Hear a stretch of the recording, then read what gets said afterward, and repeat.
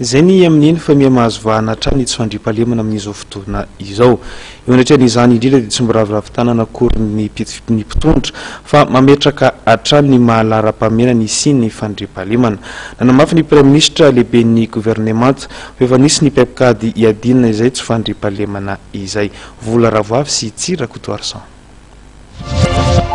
Manoloana ny tsy fandriam-pahalemana mahazo vahana amin'izao fotoana izao dia nametraka ho laharam-pahamehana ny sehatra ny fandriam-pahalemana ny gouvernement araka nambara ny Premier Ministre Androany. Namaritra paika hoentina navoazana ny fandriam-pahalemana ny gouvernement ary raha ampitso no atolotra amin'ny fomba ofisialy ny filoham-pirenena izany. Tsy dia rafitra loatra ny miova fa ny marina zany atsaraina zay zavatra misy ohatra zavatra tenenindreo ao amin'ny mpitandron'ny filaminana foana amintsika fa hoe ny rafitra misy ankehitriny dia efa tsy adapte zareo tsy mifanaraka intsony amin'ny toetrandro. Io moa zavatra tenenina foana.